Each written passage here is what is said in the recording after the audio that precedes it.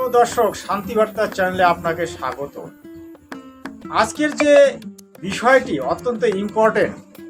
আপনি দেখতে পাচ্ছেন এই যে ছবিটি, এই ছবিটি নিয়ে আজকে বিরাট তত্ত্বকথা আলোচনা হবে। তারপরে দেখতে পাচ্ছেন এই যে গীতা নিয়ে আলোচনা হবে। আপনারা একটু ধৈর্য সহকারে ভিডিওটা দেখবেন, তাহলে বিষয়টা জানতে পারবেন। সাধু হয়েছ, কপালে তিলক দিয়েছ, তারপরে দিয়েছ গলায় তুলসীর মালা। কিন্তু গীতার 15-10 অধ্যায়ে যে এই যে উল্টা বৃক্ষের ছবিটি, চিত্রটি দেওয়া আছে, উল্টা বৃক্ষ সম্বন্ধে সেখানে পরিপূর্ণভাবে বোঝানো হয়েছে। এই উল্টা বৃক্ষের ব্যাখ্যাটা দেওয়া হয়েছে, সেটা তুমি জানো না। তুমি কেমন সাধু হয়েছ? কপালে তিলক দিলে যদি কেউ সাধু হয়, আর গলায় তুলসীর মালা দিলে যদি কেউ সাধু হয়, আর গেরুয়া বেশ ধারণ করলে যদি সাধু হয়, তাহলে এই জগতে মানুষ কেন ডাকাতি করছে? মানুষ কেন জুয়া খেলছে? মানুষ কেন দারু পান করছে? সকলে গেরুয়া বেশ ধারণ করে সাধু হয়ে যাও, আর সকল পাপ থেকে মুক্ত হয়ে যাও। তাই কপালে তিলক, গলায় তুলসীর মালা, গেরুয়া বেশ ধারণ করলে কেউ সাধু হতে পারে না। আমি এই কারণে বলছি যে ভাই, আপনার ভিতরের যতক্ষণ পর্যন্ত অহংকার ষড়রূপীকে আপনি যতক্ষণ পর্যন্ত দমন করতে পারছেন না, ততক্ষণ পর্যন্ত আপনি সাধু হতে পারলেন না। কিছুদিন আগে আপনারা শুনেছেন এক বিরাট কথাবাচক, তিনি জেলে চলে গেলেন। তার নামটি আমি নিতে চাই না। তিনি শিষ্য বেটিকে হরণ করেছিলেন, তিনি জেলে চলে গেলেন। তিনি দীনকৃষ্ণ ঠাকুরের নিন্দা করেন, তিনি কৃষ্ণ কথা বলেন, তিনি কপালে বড় তিলক মারেন, গলায় 10 প্যাঁচ মালা ধারণ করেন। তিনি বৃন্দাবনের কথাবাচক। ওই কথাবাচকের পরিপ্রেক্ষিতে আমি একটা ভিডিও তৈরি করেছিলাম যে ভণ্ড কে, দীনকৃষ্ণ ঠাকুর ভণ্ড না ওই ব্যক্তিটা ভণ্ড। প্রায় 50,000-এর মতো লোক দেখেছে ভিডিওটা, আপনারা একটু দেখবেন। বিষয়টি আজকের হচ্ছে এই যে গীতার 15-10 অধ্যায়ে উল্টা বৃক্ষের কথা আছে। সংসার রূপী উল্টা বৃক্ষটা কি, সেই বিষয়টা আগে জানুন সাধুরা। সাধুদের আমি নিন্দা করি না, সাধুদেরকে আমি শ্রদ্ধা করি, সম্মান করি। আজকে আমি বলতে বাধ্য হচ্ছি, যারা কপালে তিলক দিয়ে হরে কৃষ্ণ নাম গাইছেন, হরে কৃষ্ণ নামের অর্থ কি সেটাই জানেন না। কপালে তিলক দিচ্ছেন, তিলক কি কারণে দিচ্ছেন সেটা জানেন না। গেরুয়া বেশ পড়েছেন, গেরুয়া বেশের অর্থ কি সেটা জানেন না। হাতে খোল করতাল নিয়েছেন, খোল করতালের অর্থটা কি সেটা জানেন না। তাহলে আপনাকে কি করে সাধু বলা যেতে পারে? আপনি কোন মন্ত্র জপছেন সেটা জানেন না, আপনার ইষ্ট দেবতাকে সেটা জানেন না, আপনি কি করে সাধু? উল্টা বৃক্ষ সম্বন্ধে জানুন, গীতার 15-10 অধ্যায়ে পড়ুন। এই উল্টা বৃক্ষ কি বলছে? উল্টা বৃক্ষ, সংসাররূপী উল্টা বৃক্ষকে যতক্ষণ পর্যন্ত না আপনারা জানতে পারছেন, ততক্ষণ আপনারা কোনো ব্যক্তি সাধু নন। আপনারা হচ্ছেন এই সমাজের কলঙ্ক, আপনারা হচ্ছেন এই সমাজের একজন পশুর সমতুল্য লোক। আমি বলতে বাধ্য হচ্ছি, কেননা আপনারা জানেন বাংলায় ভ্রষ্টাচারে ভ্রষ্টাচার, বাংলায় কুসংস্কারে কুসংস্কার, বাংলা কিছুতেই তার যে কীর্তিকলাপ, তার যে নোংরা কীর্তিকলাপ, সেই কীর্তিকলাপ থেকে বেরোতে পারছে না। সে শুধরিতেছে না। এই কিছুদিন আগে মমতা ব্যানার্জি তিনি জগন্নাথ মন্দির তৈরি করলেন। তিনি নিজে মনে করেন যে আমি এটা ধাম তৈরি করে ফেলেছি। আরে ধাম মানেটা কি সেটাই তো মমতা ব্যানার্জি জানে না। ধাম কি ওই মমতা ব্যানার্জি তৈরি করবে, না মমতা ব্যানার্জির দলবল তৈরি করবে? ধাম শব্দটাকে বুঝুন। বাংলা গোবর খেয়েছে, বাংলার ভক্ত সকলকে গোবর খাইয়ে দিয়েছে ওই প্রদীপ পাল, ওই ভণ্ড কীর্তনিয়ার দল, আর ওই ভণ্ড সাধুরা। গীতাকে তারা মানে না। এই পরশুদিন আমি একটা ভিডিও দেখেছি এসে নিউজ চ্যানেলে, তারা গীতাকে মানে না। আরে তুমি যে ধর্মের লোক, যে সনাতন ধর্মের লোক, সেই সনাতন ধর্মের পবিত্র গ্রন্থ গীতা, সেই গীতাটাকে সে মানে না। সে কিসের সাধু? 15 অধ্যায়ে দেখুন, তত্ত্বদর্শী গুরুর কথা আছে, উল্টা বৃক্ষের কথা আছে। এই উল্টা বৃক্ষের মূলে কোন ভগবান? এই যে কাণ্ডে কোন ভগবান, শাখায় কোন ভগবান, এই পত্রে কোন ভগবান, এই যে 3টা শাখা আছে, এই 3টা ডালে কোন কোন ভগবান বিরাজমান থাকেন, সেটা জানুন। আপনারা জানার চেষ্টা করেন না। আপনারা তিলক ধারণ করেছেন, গলায় তুলসীর মালা নিয়েছেন, গেরুয়া বেশ ধারণ করেছেন, হাতে একটা বাজাচ্ছেন ঝুনঝুনি, দিনভর ভিক্ষা করে চলেছেন। ভিক্ষা বৃত্তিটা কি সেটা জানুন। আপনি ভাবছেন আমি হরে কৃষ্ণ নাম গাইছি, আমার সমস্ত পাপ কৃষ্ণ ভগবান হরণ করে নেবে।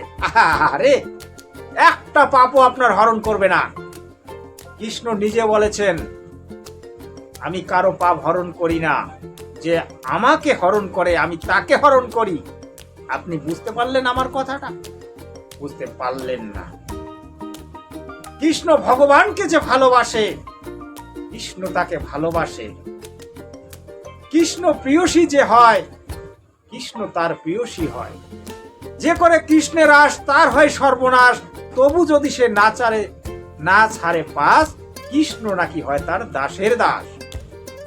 একদম রং। কৃষ্ণ হচ্ছে বিষ্ণু ভগবানের অবতার।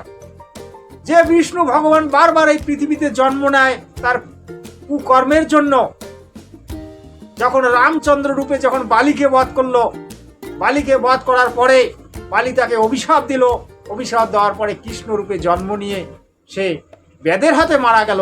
সে নিজের পাপটাকে খণ্ডন করতে পারে না, সে নিজের অভিশাপটাকে খণ্ডন করতে পারে না। আপনার অভিশাপ কি করে খণ্ডন করবে? একদম রং। একটাই মাত্র ভগবান, সবার মালিক একজন, সেটাকে জানুন, তার পূজা করুন, তার সেবা করুন, আপনার সমস্ত পাপ খণ্ডন হবে। তিনি হচ্ছেন একম অবিদিতম, সবার মালিক এক, পূর্ণ ব্রহ্ম কবির সাহেব। আমাদের গীতা, আমাদের পুরাণে, আমাদের 4 বেদে, সূক্ষ্ম বেদে হাজারো হাজারো প্রমাণ আছে। বাংলার ভক্তগণ কেন মানছেন না? কেন বাংলা আজ ডুবে যাচ্ছে